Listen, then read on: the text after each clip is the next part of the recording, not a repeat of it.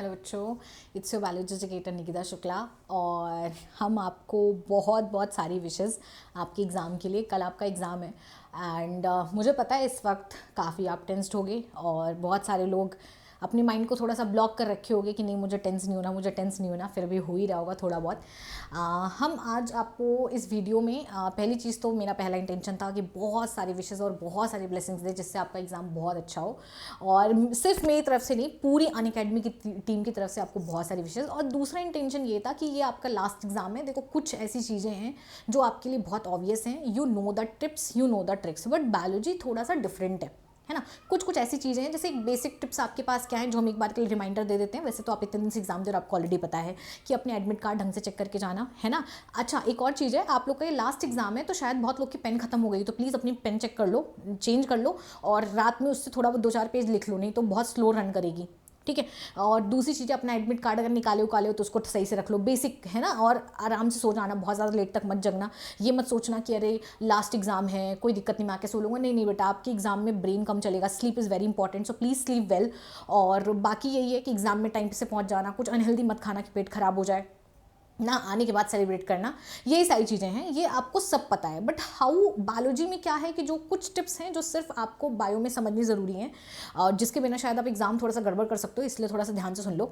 जैसे कि सबसे पहली आपकी एग्ज़ाम है, सबसे पहला पॉइंट है कि आप अपने बायोलॉजी के एग्ज़ाम में प्लीज़ पॉइंटर्स में लिखना, पैराग्राफ में मत लिखना।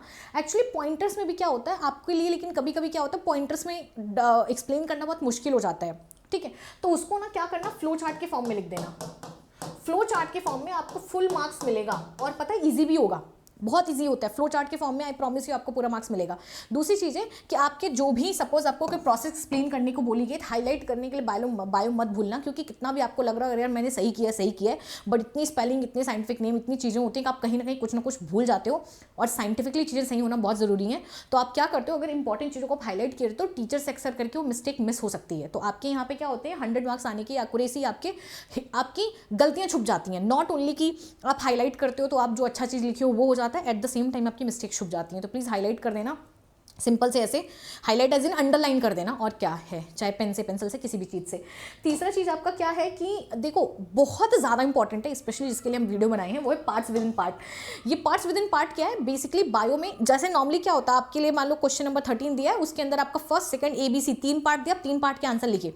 लेकिन बायो में क्या होता है, पार्ट के अंदर पार्ट होता है। सपोज आपको लिखा है कि वाई एंड हाउ, ऐसे करके 2 चीज दिया है, डिफाइन, हाउ, एग्जाम्पल। नीचे में फिर तुमको सेकंड पार्ट में दिया है कि राइट इट्स एग्जाम्पल। तो आप ये मत करना कि ऊपर वाले पार्ट में तो मैंने लिखा, नीचे मैंने लिखूं, नहीं। अगर आपसे 10 बार पूछा गया, आप 10 बार लिखोगे। और देखो, वर्ड्स को ध्यान से पढ़ना कि उसने वाई भी पूछा है, एक्सप्लेन भी पूछा है, एलेबोरेट भी पूछा है, एग्जाम्पल भी पूछा है। तो जितनी चीजें पूछी है पार्ट्स के अंदर, जितने पार्ट है उसके हिसाब से आंसर देना। इस पे मत आना कि मैंने नीचे दे दिया, कि मैंने ऊपर दे दिया है, या ऊपर मैंने डिफाइन करके एग्जाम्पल लिख दिया, नीचे ना लिखूं, नहीं, मार्क्स नहीं मिलेगा, 200% मार्क्स नहीं मिलेगा।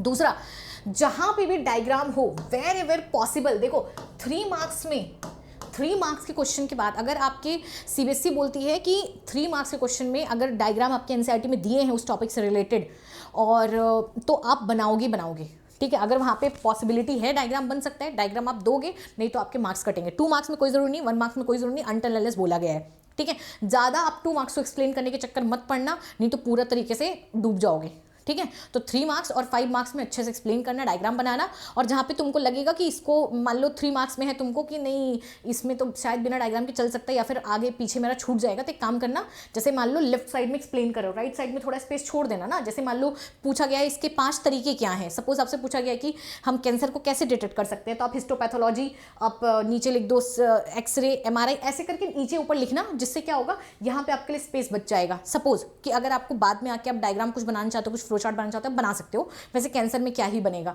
ठीक है, उतना कुछ डायग्राम यहाँ पे है नहीं, बट एक मैंने एग्जांपल दिया। दूसरा, सबसे ज्यादा इंपॉर्टेंट, MCQ में आपको फंसाएगा। MCQ में 2-3 MCQ होंगे जो नए टाइप के आएंगे, है ना, जो आप जनरली नहीं कियोगे। 10-11 MCQ एकदम एग्जैक्ट, आपने थोड़े से भी MCQ अगर 50 कहीं भी से इंपॉर्टेंस अगर सॉल्व किया हो तो आपको मिल जाएगा, ठीक है। MCQ में क्या होता है, अक्सर करके आपकी रिवर्स चेकिंग करना। बहुत बार क्या होता है, आपको नीचे, जैसे ऊपर में एक ऑप्शन, बायो में बहुत ज़्यादा फंसते हो। अगर मान लो ऊपर में आपको एक आंसर दिख जाता है, आप उसको खड़ाक से टिक कर देते हो, बाकी तीनों पढ़े नहीं होते हो, ठीक है। लेकिन बायो में आपको पता है एक्यूरेट, मतलब एक आंसर कहीं गलत हो सकता है, कहीं सेम सही हो सकता है, सेम क्वेश्चन के लिए, डिपेंडिंग ऑन कि अगर उससे ज़्यादा सही आंसर आपके लिए अवेलेबल है तो आप उस पर टिक करोगे। सपोज आपको पूछा गया है कि हम लोग टेस्ट ट्यूब बेबी में जिफ्ट कर सकते हैं, मतलब जाइगोट फैलोपियन ट्रांसफर कर सकते हैं कि इंट्रायूट्राइन ट्रांसफर कर सकते हैं।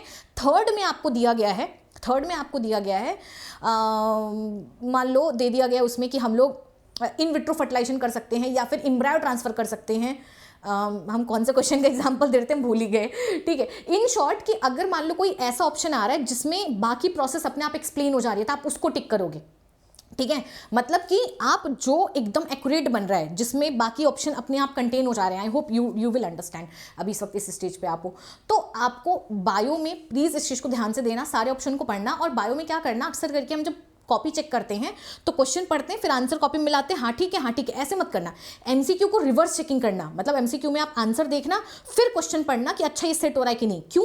जब आप रिवर्स चेकिंग करते हो तो अगर आप फर्स्ट टाइम अगर आप गलत सोचे होते हो तो सेकंड टाइम आपका सही हो जाता है। नहीं तो नॉर्मली चेक करने पे क्या होता है, अगर पहली बार आप गलत कहीं आपका दिमाग चला गया है तो चेकिंग करते हुए वही दिमाग लगता है कि यार वही सही है। जब आप रिवर्स चेकिंग करते हो तो आपको फंस जाता है, मतलब आंसर को पढ़ो, इसका यहाँ पे क्या होगा फिर क्वेश्चन को पढ़ो, तो that is called reverse checking. तो एमसीक्यू में रिवर्स चेकिंग करना, ठीक है। बाकी सब्जेक्टिव में आपका डिटेल में एक एक वर्ड को एक्सैन करना। बायो में एक चीज को बेटा ध्यान लो अपने दिमाग में एकदम कि बायो का पेपर कोई बहुत टफ नहीं आने वाला है, ठीक है। सिर्फ अपने आप पर भरोसा करना, ठीक है। सिर्फ आपको आपकी लैंग्वेज चेंज होगी, ठीक है। लैंग्वेज अगर मान लो कोई चेंज है जो आपको नहीं समझ आ रही है, देखो बहुत कहानी दी जाएगी बायो में, लेंदी क्वेश्चन आएंगे जिसमें से आप क्या करना, कीवर्ड्स पकड़ना। अगर आपको नहीं समझ, suppose you are not so good in English तो आप उसमें पकड़ लेना। मान लो उसमें कुछ भी क्वेश्चन दिया है, अब आप एम्ब्रायो सैक पकड़ लिए, माइक्रोपाइल पकड़ लिए, अब वहां पे पूछ लिया सेल, तो अब क्या करो, आपको नहीं आ रहा है फिर भी क्वेश्चन छोड़ो नहीं, अटेम्प्ट करके आओ, वहां पे एम्ब्रायो सैक का डायग्राम बना दो।